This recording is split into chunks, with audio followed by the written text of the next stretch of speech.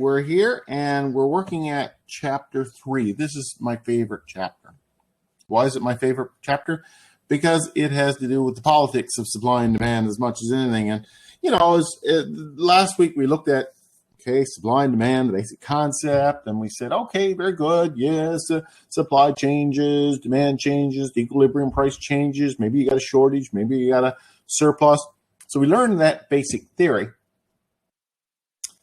Now, this week we say, okay, well, that theory is wonderful. Now, if we live in a free market, the free market should work perfectly. It should be an ideal situation. If demand goes up, price goes up, people basically pay more and it solves the problem. If they pay too much, demand drops, all those sorts of things. In theory, that is how the system works. In practice, it doesn't work as well as that. So as a result, governments often get involved. So what we're going to look at in this particular section this week is this idea of governments getting involved and some of the consequences of that, good and bad, and how that really throws off the system, or can throw off the system from a practical point of view. So we're going to understand that even when markets are not competitive, the forces of supply and demand still do apply. You can get what's called a simultaneous change of supply and demand, and we'll talk about that in a minute. And we're going to look at why markets don't always work well, and obviously why governments hop in sometimes. The concept of the price ceiling and the price floor we're going to look at. And we're going to look at quotas and sales taxes and subsidies. So these are all kind of tools that are at government's disposal that can come in to kind of, goose along the system or restrain the system. So it could be a brake or it could be a gas pedal on the system. So the basic theory of the free market is this. Okay, if you want to kind of summarize how the free market works, the Donald Trump world says, okay, we've got a resulting demand and supply line for any product. So in this case, this is a Ford Fusion. Okay, this is Ford, and Ford looks at it and say, well, here are a range of prices right here along the side, and price is always along the side. And these are the amount of quantities of these cars that we can sell at these given prices. So we see a range of prices reflect a range of demand. So hence we get this demand curve. So along here, so at $35,000 a car, they're not going to sell too many. If they sold them for $15,000 a car, they'd sell a lot more. That's effectively what this demand curve is saying. Supply says, look, if they can only get $15,000 for the car, they're not going to produce too many. Whereas if they could get $35,000 for the car, they'd produce a lot more. So what we end up with is two curves. One is from the supply or the producer side. One is from the demander side. And they intersect at a point. And that point is called the equilibrium point. That is the point at which the market meets. In other words, that is the point that if Ford produces that many cars, that is represented by that point, and that's 80,000, I assume this is 1,000 cars, they will sell every one of them because the price at that point is $20,000. So if they charge $20,000 for each of them, they would sell every single one of them. Customers would be happy, and the supplier would be happy. Now, if Ford, for example, said, no, I don't want to charge $20,000, I actually want to charge $25,000. Let's say they got greedy. Okay? So in this particular instance, what we see is if they charge $25,000, demanders or the public are only willing to buy about 70,000 cars. People are going to say, no, not going to bother. It's too expensive for that car. Ford, on the other hand, is going to say, wow, $25,000, let's supply a lot more than them. So Ford is going to supply, in theory, about 90,000 cars. So there's 90,000 being supplied, 70,000 being purchased. So the difference between 90 and 70 is 20,000. In other words, there'll be 20,000 extra cars. And, that's not good in the car industry because those cars are not going to get sold. Basically, people aren't willing to pay that price for them. And either they scrap them, give them away, sell them somewhere else in the world. They got some choices, but the fact of the matter is they're going to have 20,000 cars just sat there in the parking lots. So Ford won't do that, so they'll end up dropping the price. So in theory, the price will always migrate to the point at which equilibrium occurs. Okay, so the theory says that price will always go to whatever the equilibrium is, which is the equal supply and equal demand. Now, did this happen overnight? No. Does it happen over a week? No. Does it happen over a year? Well, maybe. So the markets are not, it's like they need a little bit of lubrication because they don't necessarily work instantly. And if this is a model year of a car, and you say, well, it takes a year for this to really kind of kick in. Well, they've made 20,000 cars, and here you are sitting on parking lots and no one's buying them. So, the slowness of this system to work itself out, or basically the free market will work according to Adam Smith and the equilibrium price will be found. Just the slowness of that happening could result in some messes in terms of extra items being produced or shortages of items or these sorts of things. We talked last week too about, what impacts demand, what impacts the supply. Well, if you think about what causes some changes in demand, customer preferences. Maybe people don't like the Ford Fusion. Maybe it's an ugly car. Maybe it's not available in the colors people want. Maybe it's too big. Maybe it's drinks too much gas. Maybe it's too small. Whatever. Customer preferences. Customer incomes. If no one has any jobs, they're not going to go out and buy cars for $25,000. They can't afford them. Prices of related products. If Honda is selling a very similar car for half the price, guess what's going to happen? Expectations of future prices. If you think the price of cars is going to continue to go up, you'd probably buy one now. If you think the price of cars is going to come down in the future, you're probably going to hold off. And availability comes into play. We talk about availability. If you can't physically get the car, like now, that certainly impacts the demand for it. People aren't in market for buying a car now because, they're just not available. And the population size. The bigger the population you have, the more buyers you have out there, odds are the demand's going to go up. If you got a population a size of 20 million versus 200 million, well, 200 million people are going to buy a lot more stuff. The age, too, with the type of thing like minivans. Ford Fusion is not a good example, but minivans. The demand for minivans is really high amongst people with kids. But once you get out of the kids, once you are aging out of having children, you're probably not going to buy a minivan. So these are the determinants of demand. What are the determinants of supply? From a supplier's side, the prices of productive resources. If the price of steel goes up, or plastic goes up, or rubber goes up, or aluminum goes up, it's going to have an impact on Ford and what they can sell their cars for, or what kind of price they can get for them, how much profit they can make on them. Business taxes. If government drops taxes, certainly going to cut cost of production. If government raises taxes, certainly going to bring up the cost of production. Technology. We're seeing it right now in the car industry. We all hear about electric cars. That technology is coming, whether we like it or not. Not only that, it's cheap.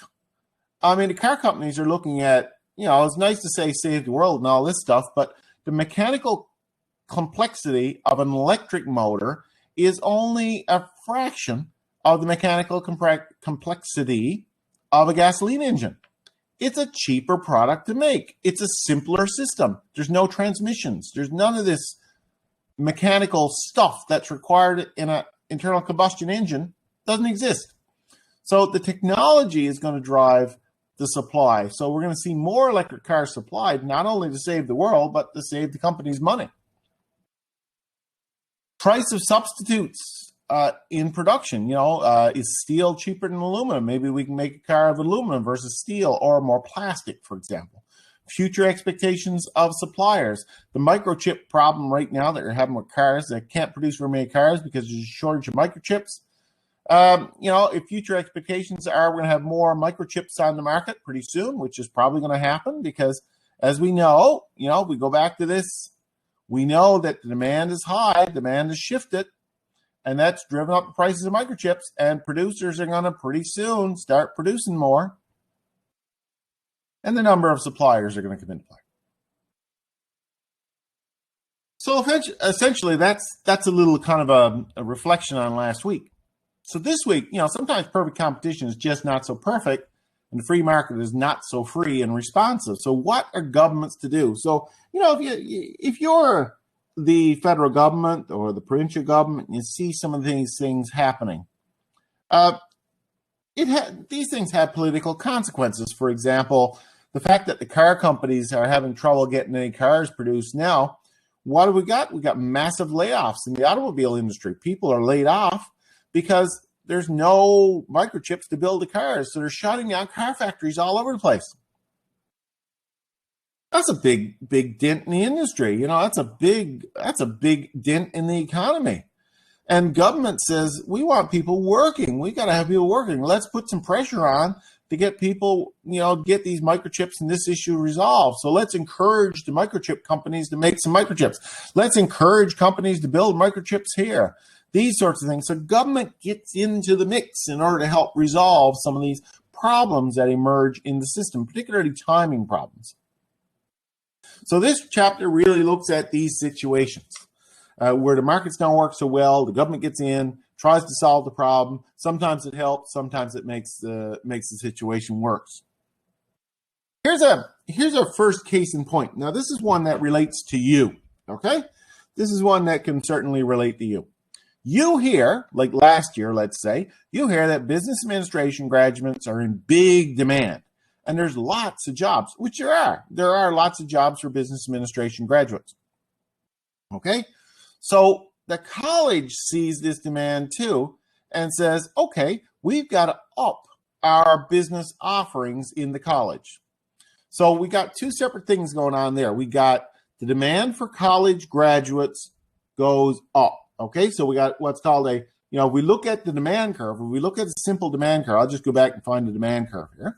If we look at a demand curve, what's happening is the demand curve is shifting this way. In other words, there's more demand for college graduates at any given price. There's more demand. So we get this little bit of a shift to the right going on.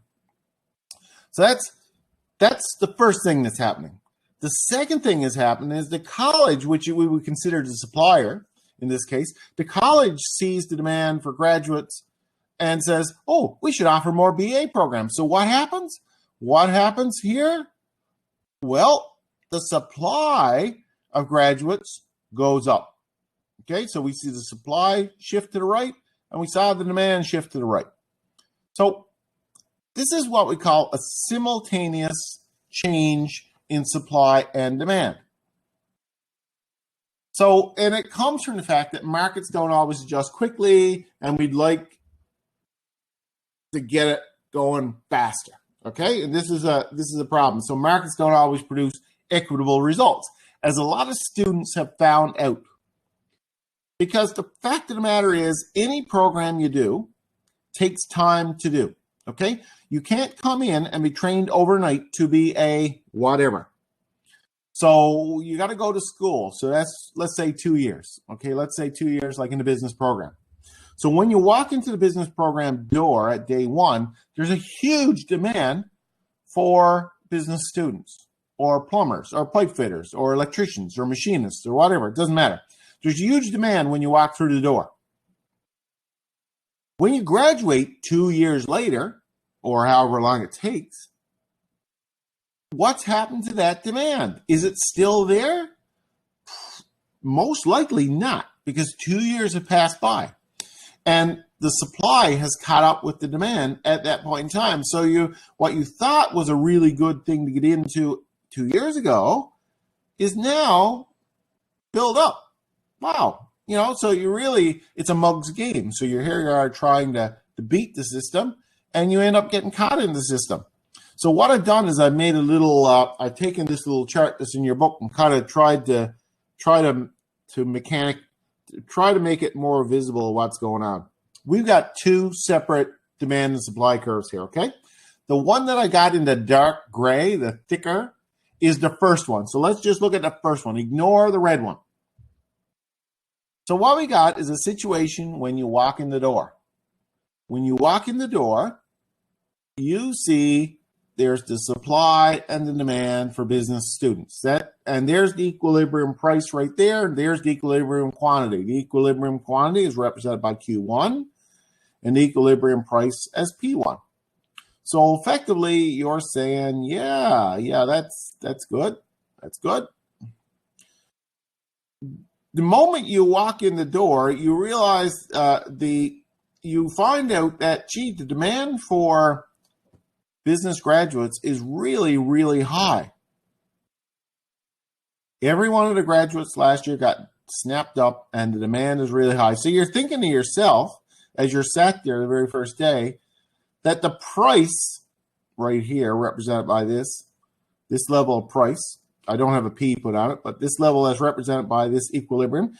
The demand shifted to the right. All the demanders wanted more students, more graduates, right? This would mean that you're thinking, wow, I'm going to make a lot of money when I get out, because what's going to happen is the supply and the demand are such now that the equilibrium price has been pushed up. It was here. Now it's up here. I'm going to make a lot more money. But what happens is that the college and all of the other colleges start producing more graduates. So the supply shifts from S1 to S2. So we see this shift in supply. And what happens to the price? Look, the equilibrium is back down at the same level it was. So you thought you were going to make a lot of money, but because the supply went up, the equilibrium price is back down where it started. So there are more graduates coming out. In other words, the supply has met the new demand. So the equilibrium price is basically the same. And this is always a problem with education, because the demand changes, but supply creeps over to catch it. So this is what we mean by simultaneous changes in supply and demand. And effectively what that does is it keeps the price at the same level. So this was the price to start with. You thought the price was going to move up here, but the supply shifted and basically kept the price down low. So the wages are no higher. There's more jobs, no doubt about it. More jobs. Look at that. We went from Q1 to Q2 in terms of jobs because the demand went up.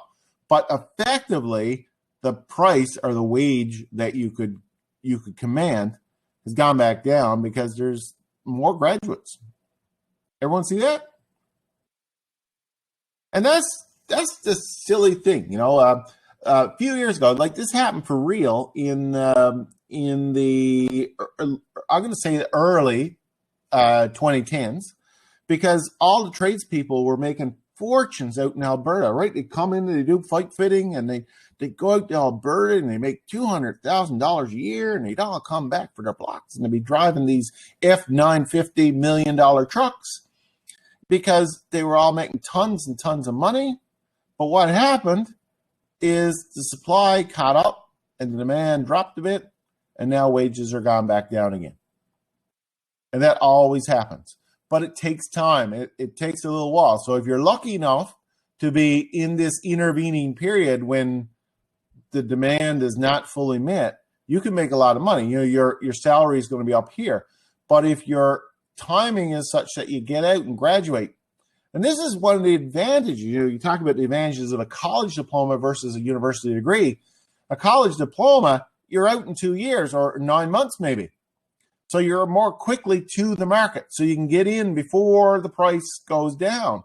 But the university, if you're in there for 4 or 5 years, all this shortage is filled up. So basically you come out and the world has changed.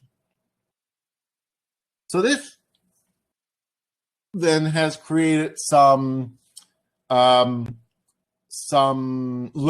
okay? Some learnings with regards to this. So a simultaneous increase in the demand and supply causes an increase in the equilibrium quantity. We've seen that.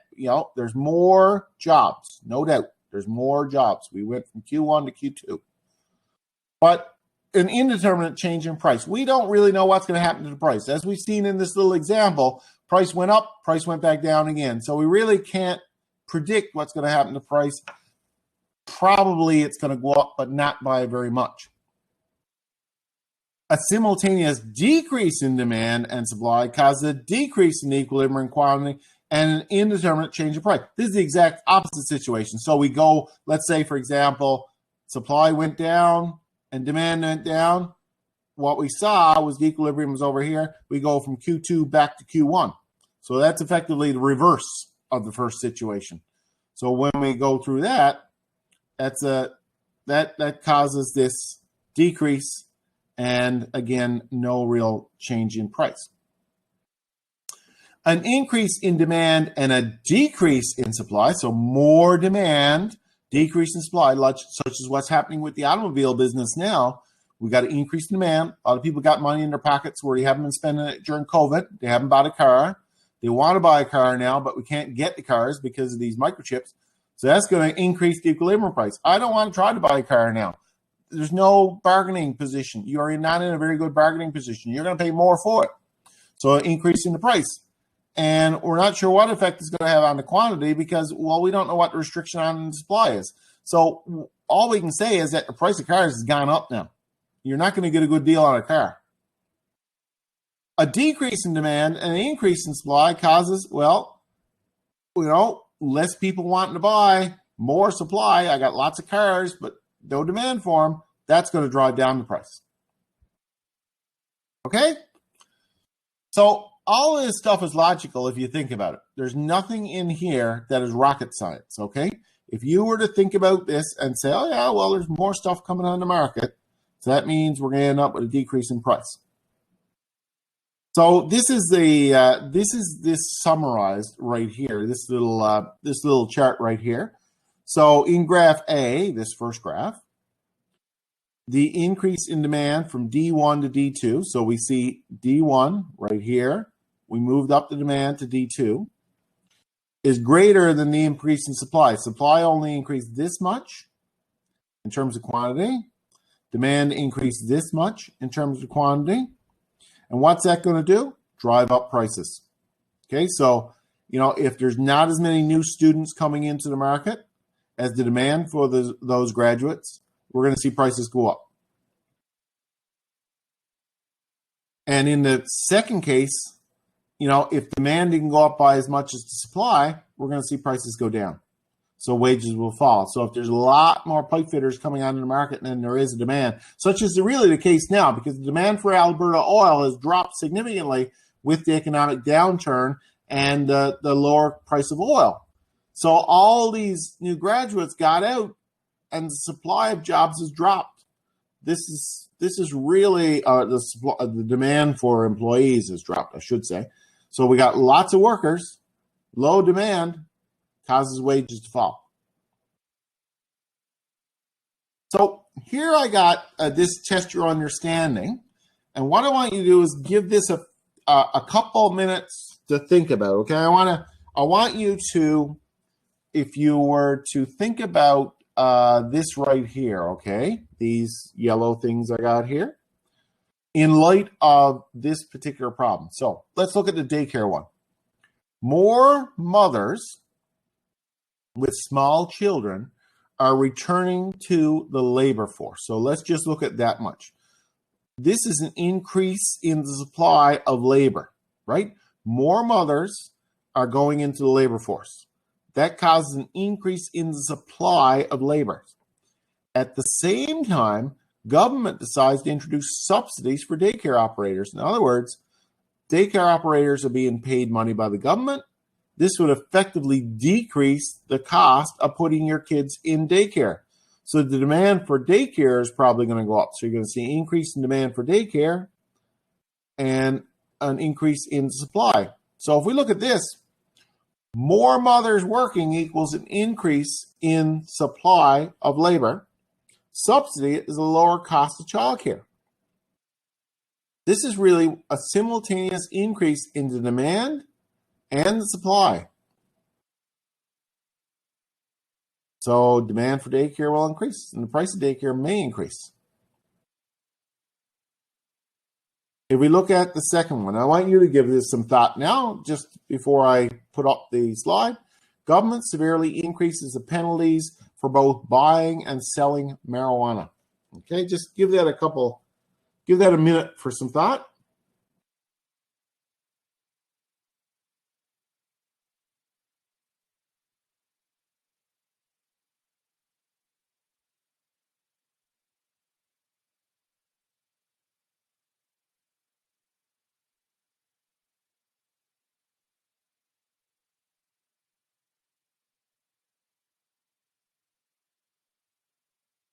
I got to go find my phone, which is somewhere missing.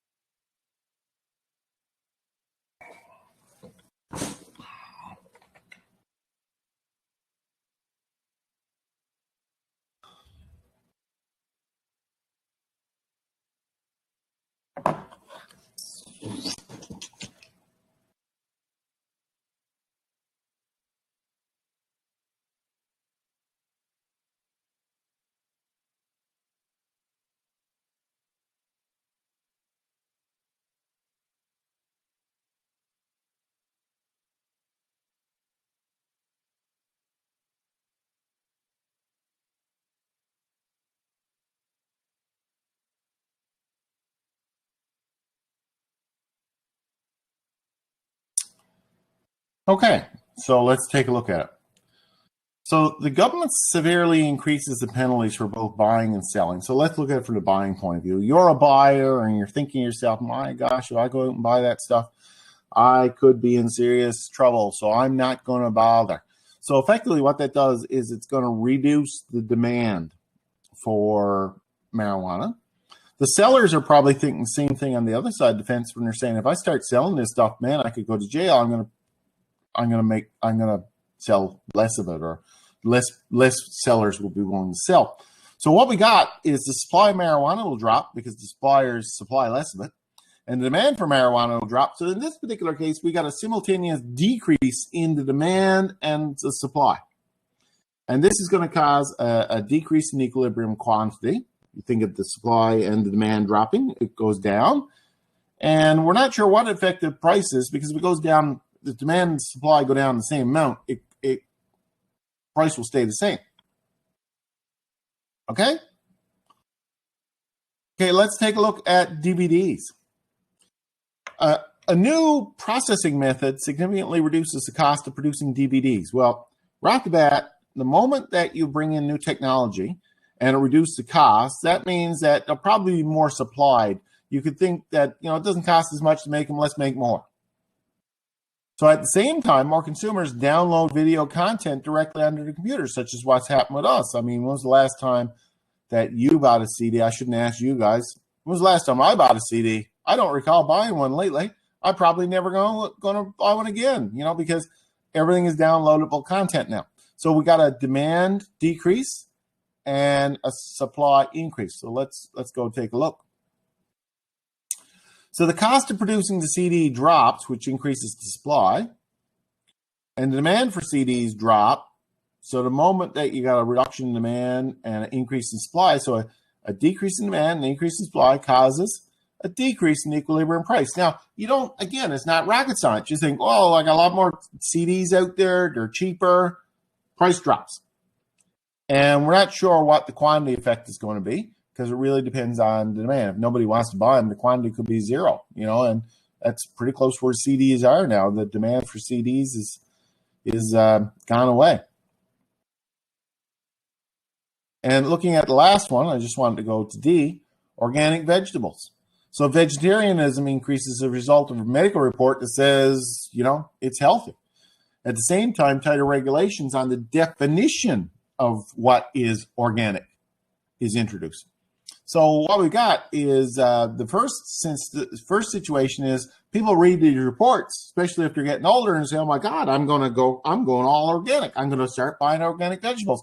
Demand for organic vegetables is going to go up, right? So you would anticipate that demand will go up for the organic vegetables. Tighter regulations, though, is going to mean that what was defined as organic yesterday may no longer be organic by the new government regulations, right? It's going to be tighter regulations. So that means the supply of organics is going to drop. So if we look at this, what we really have is increased demand for vegetarianism and organics. So that's an increased demand. And the regulations are going to decrease the supply. So whenever we get an increase in demand and a decrease in supply, we're going to have an increase in equilibrium price. So the price is going to go up. And we're not sure what the effect is going to be on quantity necessarily, but you can pretty well rest assured you're going to be selling more.